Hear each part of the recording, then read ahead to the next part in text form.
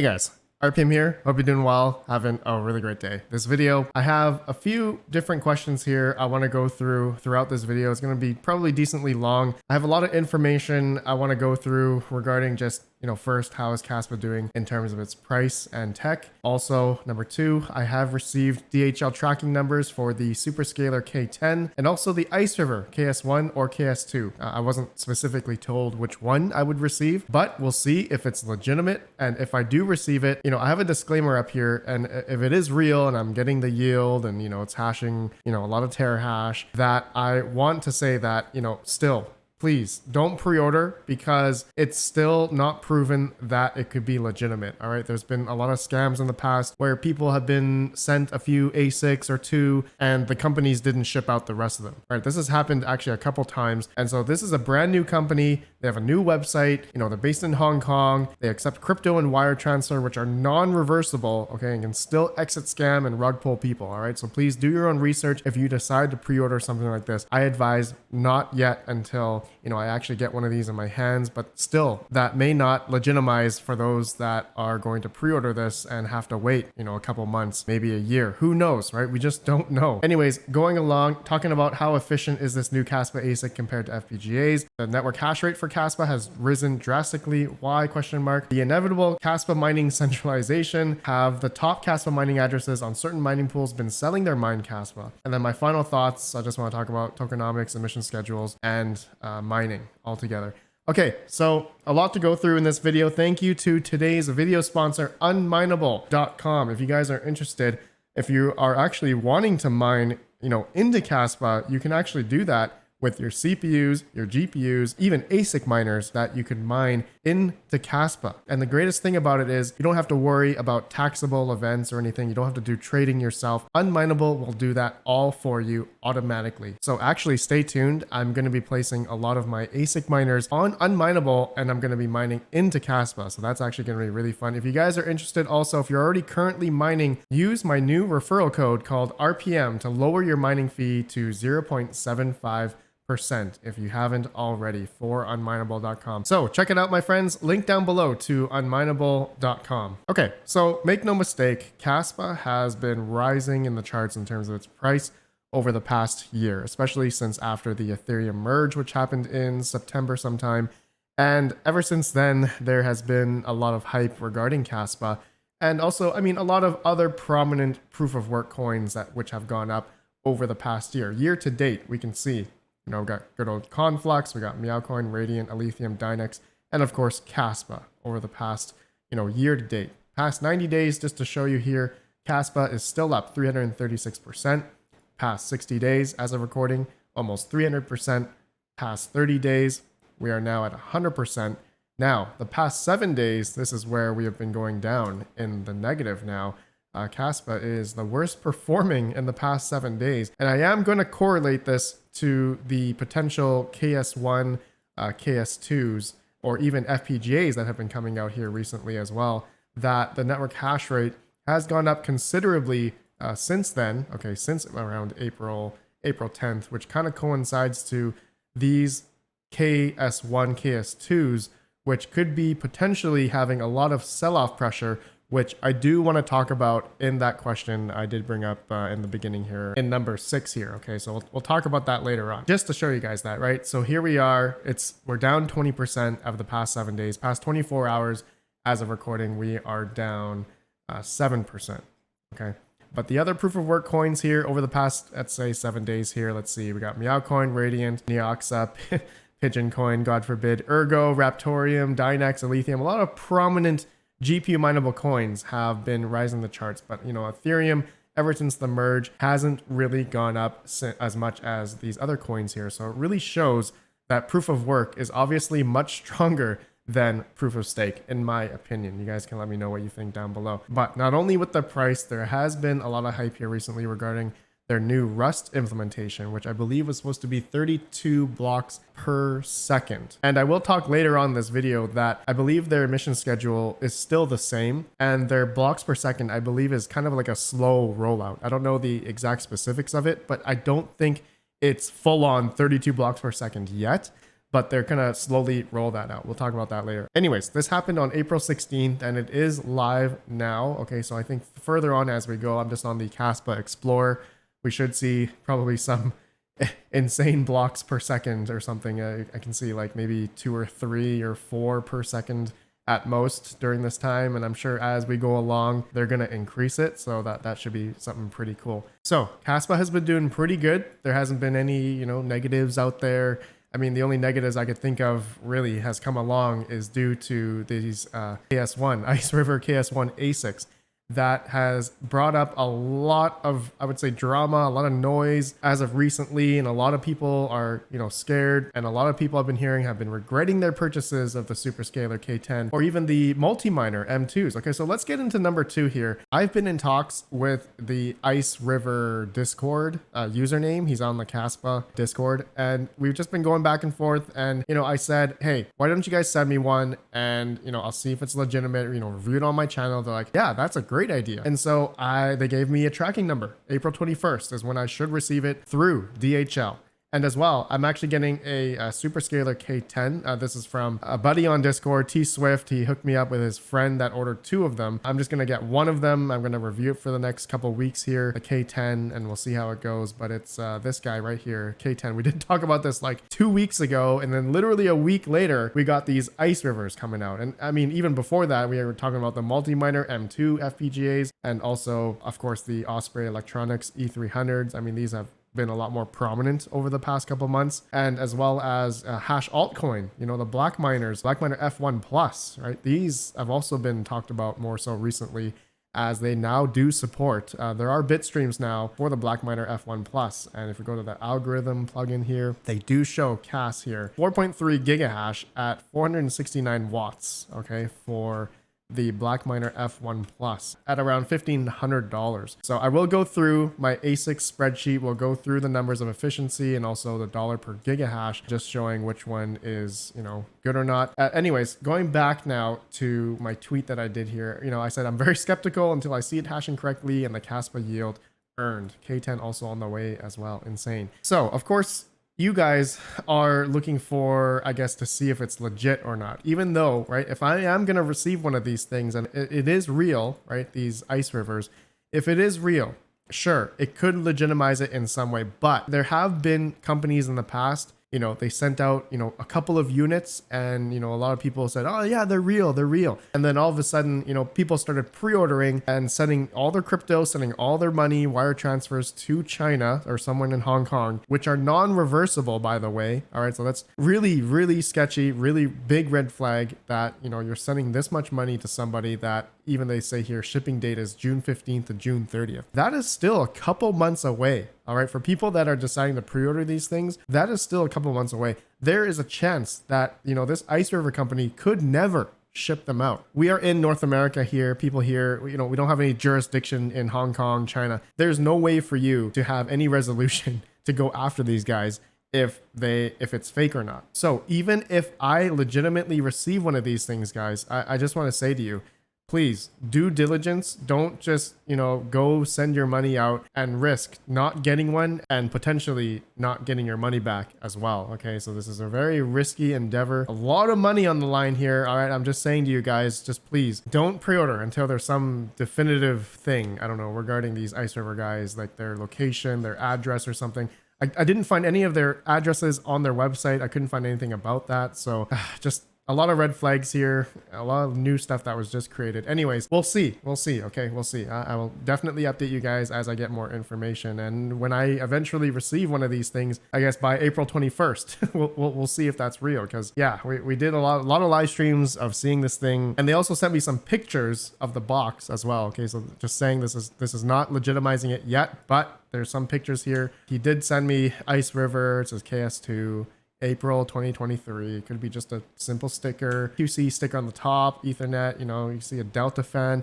I don't know if these things would really need delta fans if they're like 600 watts. That's actually one thing I was questioning, because, you know, if it's 600 watts, is it going to be that hot if they need these loud delta fans? Maybe these are like lower power delta fans. I don't know. But anyways, it's in like a ASIC design here. And yeah, so it's going to be interesting. Once I get it in my hands, I will let you guys know. I'll do a live stream or video dedicated. I want to do lots of dedicated videos on this and testing it. I do want to put a PFSense router, and I want to log all the traffic that this thing is going out and in, you know, and see where it's going and see if it's going anywhere nefarious, faking the hash rate or something.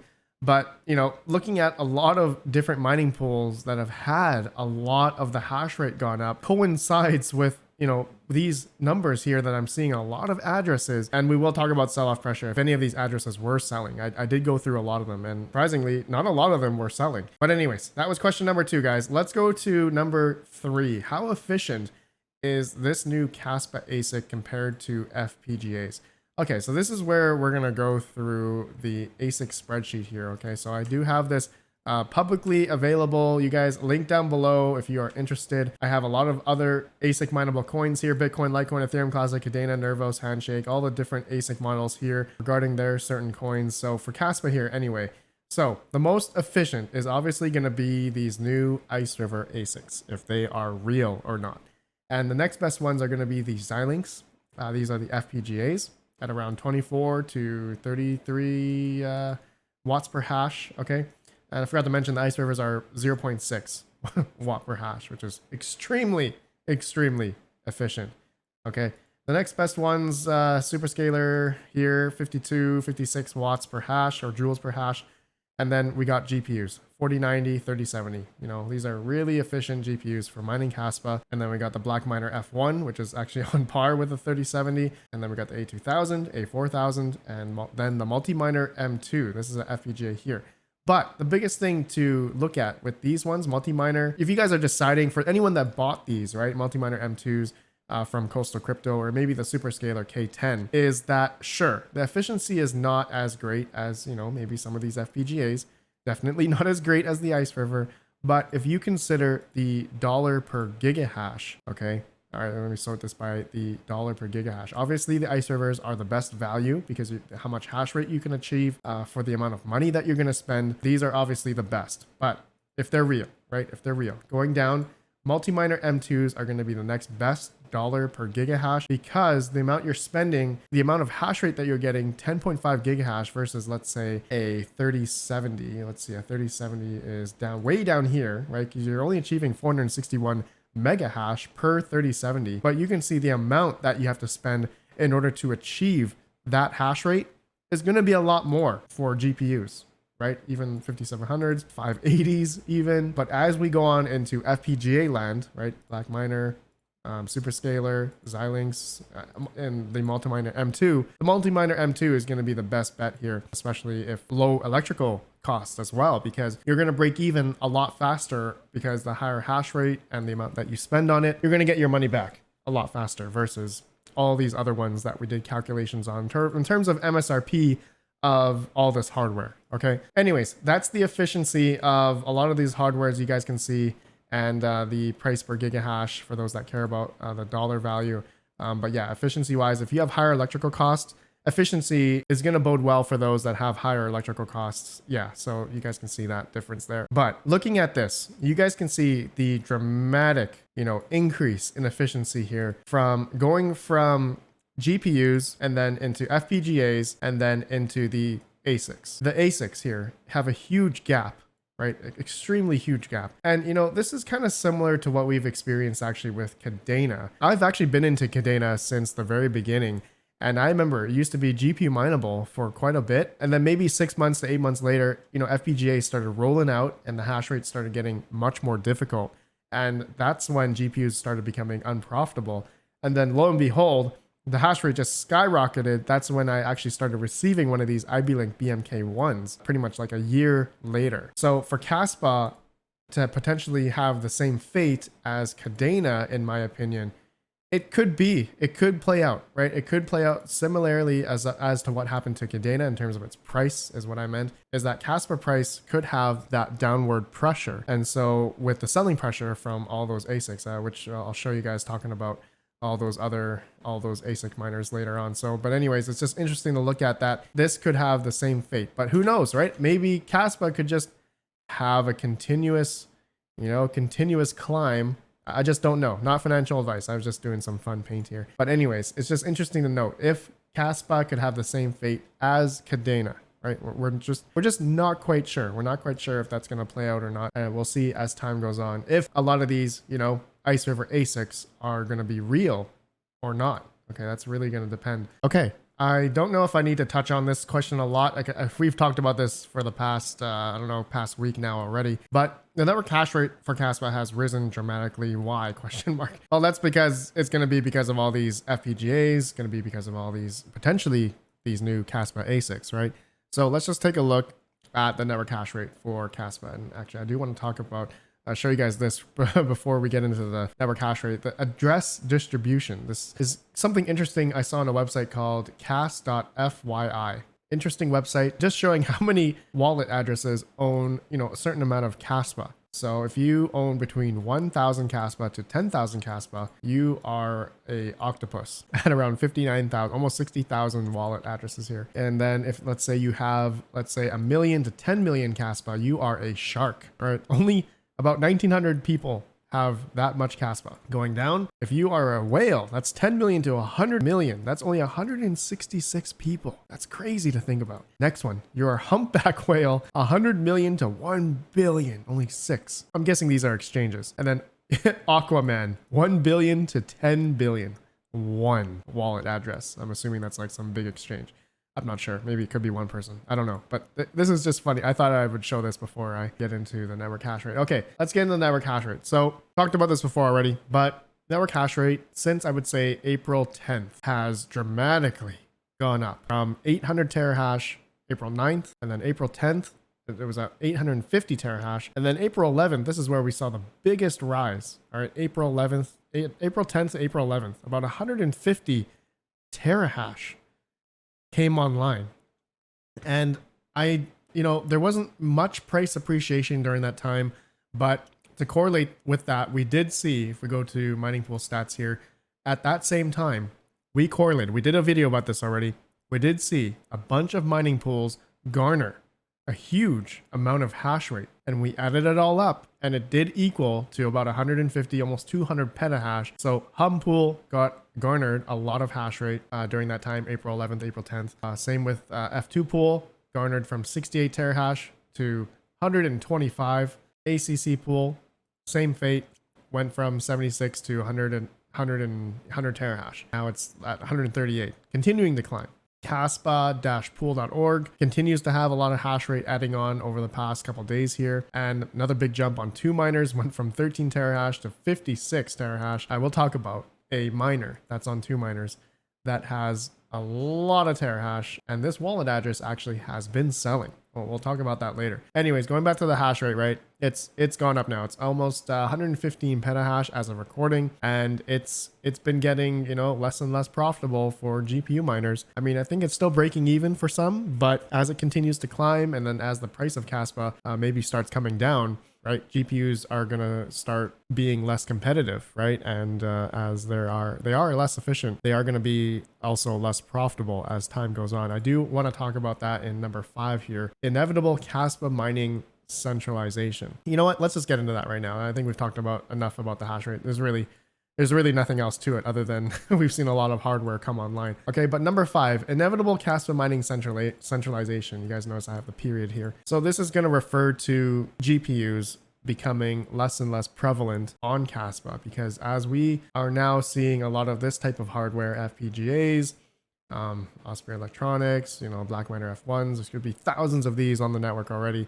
And of course, the infamous Iceriver KS1, KS2, which does a lot of hash rate. And I verified this with a lot of different wallet addresses.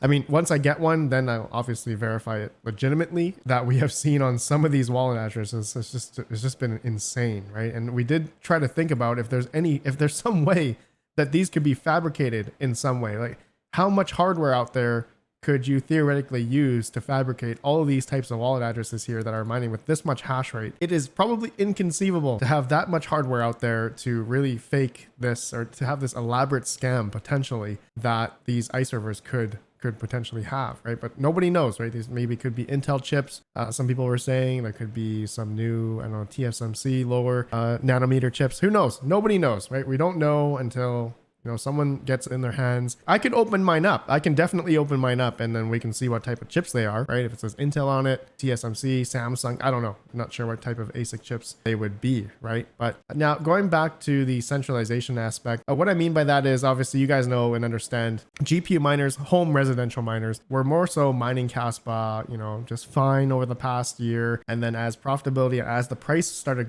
coming up for Kaspa, right, a lot of miners started moving over, right? There's no doubt about that. A lot of miners, especially GPU miners, were really hype, were really positive on Kaspa. And here we are, right? The past 2 weeks, maybe past couple months even with the news of the Osprey Electronic FPGAs here, the E300s, they were more so, it wasn't that, scary in terms of the efficiency compared to GPUs, right? It wasn't a huge gap per se. I mean, it is a big gap between, a 3070 and an E300. Now that we have these Iceriver's potentially, the gap between this Iceriver and GPUs is much more prevalent. It's much more noticeable, right? Obviously. So depending on the price of Kaspa, if it doesn't go up to cater to keeping GPUs on, depending on how much hardware, how much of the network hash rate is out there, right? That's what coincides to the math of calculating profitability. The equilibrium, as a lot of people like to go look on what to mine, or maybe hashrate.no, and maybe see, Kaspa at the top of the charts, and it's no longer at the top of the charts for mining,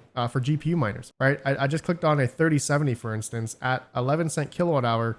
Kaspa is 11 cents profitable on a typical 3070. So still profitable, but for anyone at let's say 15 cents per kilowatt hour, let's just see here, Kaspa would be 6 cents profitable. Okay, so it's still profitable for those that have 3070s, that is, right? Efficiency is key. But as we come higher in hash rate, and potentially if Kaspa price doesn't go up, then we're going to see the profitability start dipping for GPU miners. And thus you're going to see, right, the centralization of ASIC miners, FPGAs. It's going to be in the hands of bigger farms out there, those that have tons of money that can buy these types of hardware, house them in their warehouses, and ultimately increase the network hash rate for Kaspa, thus kicking out the GPU miners, right? So that's going to increase centralization of hash rate in that regard, if you guys can understand what I'm getting at here. So in turn, with that, if GPU miners start falling off, channels like me, YouTubers, a lot of other content creators potentially may not talk about Kaspa anymore, right? So it's the same idea with, that we had kind of with Ethereum. As when Ethereum dropped off to when they went to POS, no GPU miner was talking about Ethereum anymore. I haven't made an Ethereum video since the merge, right? There's no reason, because I'm a miner. I don't talk about, really much proof of stake coins. Sure, there are some coins that are hybrids that I do talk about, like Flux, but Ethereum in this case, there's a lot of, I would say, pushback of when they were wanting to get rid of, miners and proof of work. Since then, in my opinion, Ethereum has lost a lot of value, and it shows. That really shows, because there's a lot of other proof of work GPU mineable coins specifically that have gone up considerably more than Ethereum. So that just shows the value here. Versus Ethereum and their proof of stake system here. That proof of work is here to stay, and that has a lot of value. But coming back to Kaspa, right? This is inevitable. Since the very beginning, Kaspa is not ASIC resistant, right? In their white paper, I think they wanted to go to optical proof of work, or laser miners of some sort. I'm sure they're some type of ASIC or something. But anyways, the algorithm is very prone to FPGAs and ASIC miners, and now we're seeing it. Right now, we're seeing all these miners started coming out of the woodworks. Potentially, these Iceriver's, right? If it's real or not. Again, if I get it, if it's real, then we'll see. But it's inevitable, and if that's going to have a negative effect, or potentially a positive effect on the price, we don't know, right? If this is going to be something like Bitcoin, but Kaspa will have to have a huge market cap to really cater to a lot of this hardware that's coming online, right? We just don't know. Similarly to Bitcoin or a lot of other big ASIC mineable coins out there, Litecoin, to really handle, right, the volume and the sell pressure of the ASIC miners. So time will tell as things move on if you know, channels like me maybe stop talking about Kaspa, as you know, then it's not going to be you know, prominent on GPUs anymore, because it's just going to be ASICs. And actually, well, I'm into ASICs as well. I'm into all types of hardware, so maybe there's going to be a new ASIC miner out there that we may see in the future. Who knows? It could be a lot more efficient than these, you know, KS1, KS2s. Who knows? Okay, let's move on to number 6. Have the top Kaspa mining addresses on certain mining pools been selling their mined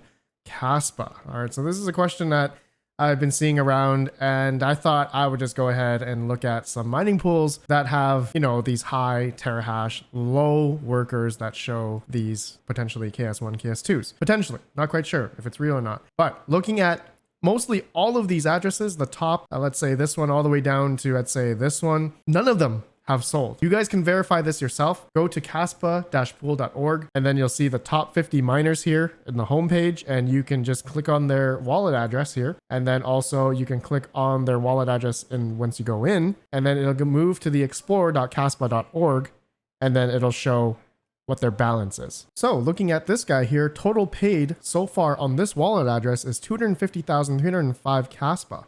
We go to the Explorer, it shows 250, 305. All right, so this guy hasn't sent out any Kaspa. So all these addresses I checked on the homepage here for kaspa-pool.org, most of these guys haven't sold. Okay, now though, I went to 2 miners. Okay, 2 miners here. They do show miners online. So I went to the top one here. All right, this guy has 13.72 terahash. All right, and whether or not these are KS1, KS2s, I'm not sure. They're called Simman02, Simman04, all that kind of stuff. If I copied his wallet address here, I went to the Kaspa Explorer, right? He shows that he has 50,000 Kaspa here. Go back. He's been total paid almost 597,797 Kaspa. Okay, that's almost 17 grand. But going back to the Explorer, right? That I don't see 597,000 Kaspa here. It's now 50,000. So this guy, I was just looking at his transactions. He's been sending out a good amount of Kaspa, you know, almost every day. And I think it's going to an exchange. I think it's going to exchange. Maybe he's mining to Trade Ogre or some exchange. I'm not sure which wallet address is going to be these. But looking at the volume of some of these exchanges, right? It's in the millions. Okay, so there's no doubt in my mind that some of these guys that are mining with potentially these KS1, KS2s could be selling, and that could have the sell pressure on Kaspa that we've been seeing over the past 7 days, which coincides with the past 7 days of when those KS1, KS2s came on April 11th, April 10th here. And then we've seen some downward pressure, a little bit up then, and then it's come down. So I don't know if that is what correlates to what we've been seeing with the KS1, KS2s, potentially the specific people who own those miners and are selling the Kaspa, as we are seeing this downward pressure over the past 7 days. Okay, so just wanted to give you guys some of that knowledge here. You guys can all do your research as well. You can go to the mining pools. You can see what the hash rate is on Kaspa. Go to miningpoolstats.stream. You can click on the certain pools. Some of the pools don't show the miners, right? Top 50, so that may not help you, but most of them do. Okay, so you can theoretically see on the Explorer of their wallet address if they've been sending Kaspa, therefore creating that potential sell-off pressure. Okay. So anyways, let's talk about the last and final part here. My final thoughts: tokenomics, emissions schedule, and mining. Well, I guess I'm going to talk about this first. So I looked at the emission schedule for Kaspa. And so since there's been the Rust implementation, okay, that they're eventually going to go to 32 BPS blocks per second. And I know that is not, you know, fully implemented yet. They said, I think there's going to be a slow rollout. So I know that eventually that they're maybe going to go up to 100 BPS blocks per second. So that would be utterly amazing. That would definitely be much faster than Visa, MasterCard. But anyways, mining rewards and ASICs. There's a part here I want to read from the Tokenomics emissions and mining from Kaspa.org. Okay, so they say here, the emission rewards are based on time, which means that the rewards are by CAS per second and not CAS per block. Therefore, the rewards will stay on course with the emission as the block rate changes. So to go along with this emissions schedule document on their website, I thought, hey, this would be something cool to show you guys in case anyone hasn't learned about the Kaspa emissions rating here. So looking at this right now, so here we are, we're around the April of 2023. Okay, so right now looks like we're having, it says supposed to be 233 Kaspa per block, but actually if we go to the Explorer, looking at the latest transactions, yep, so it looks like we are hitting around 233 Kaspa per block. Okay,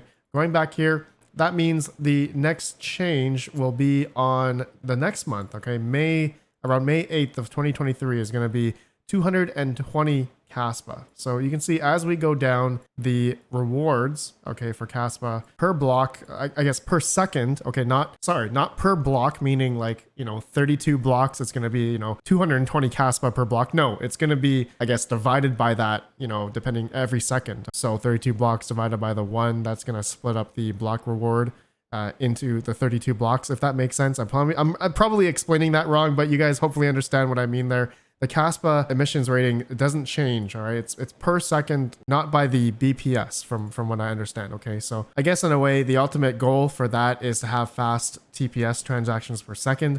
And actually to go back to here, they actually explain here, a short emission schedule and fast deflation rate were designed to address the issue of ASIC dominance. So I guess in terms of their transactions per second, that actually helps a lot, right? Having more blocks per second BPS. So the Kaspa that's being split up within those blocks might be more beneficial in a way that those that are maybe solo mining could participate and maybe, hit one of those blocks. Actually, I wanted to read this here. They have something about regarding ASIC dominance and stuff. So they say a short emission schedule and fast deflation rate were designed to address the issue of ASIC dominance. Since the ASICs on the network are ultimately unavoidable, which we all know since the very beginning, Kaspa is non-ASIC resistant. Most of the circulation will be minted by the time ASICs appear. Furthermore, a high BPS and TPS together will create a low hardware entry barrier for both pools and solo miners. If ASICs eventually emerge, which we are seeing now after about a year and a half, the fraction of the network one would need to hold to see ROI is exceedingly similar